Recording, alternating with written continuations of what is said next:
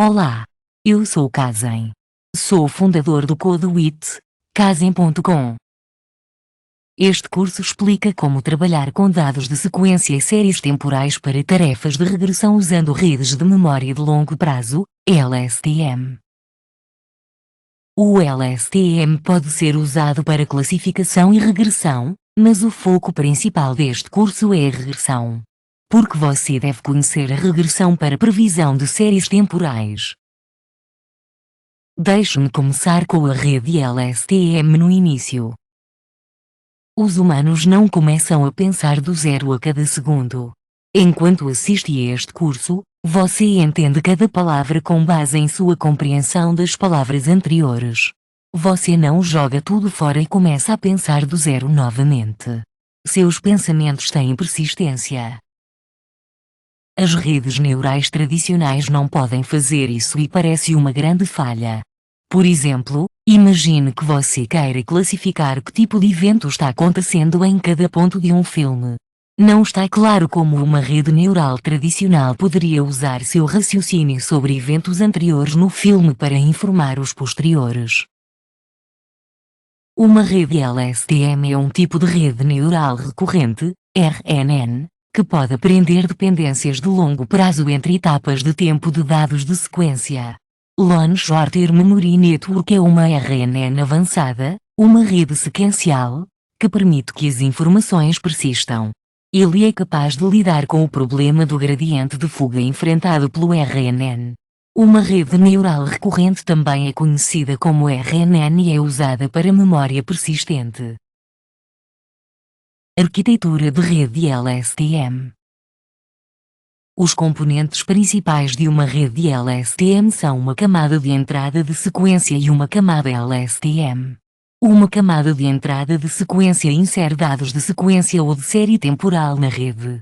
Uma camada LSTM prende dependências de longo prazo entre etapas de tempo de dados de sequência. Este diagrama ilustra a arquitetura de uma rede LSTM simples para classificação. A rede começa com uma camada de entrada de sequência seguida por uma camada LSTM. Para prever rótulos de classe, a rede termina com uma camada totalmente conectada, uma camada softmax e uma camada de saída de classificação.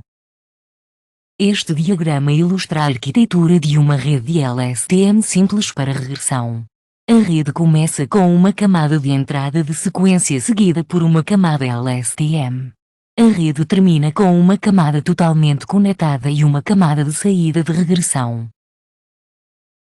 Conhecemos algumas arquiteturas LSTM, agora aprendemos como implementar essas redes no MATLAB. Para a implementação de uma rede em MATLAB, você deve definir a camada de sua rede em um array chamado camadas.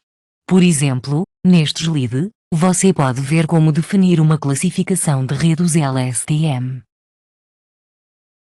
Para criar uma rede LSTM para classificação de sequência para rótulo, crie uma matriz de camadas contendo uma camada de entrada de sequência, uma camada LSTM, uma camada totalmente conectada, uma camada softmax e uma camada de saída de classificação.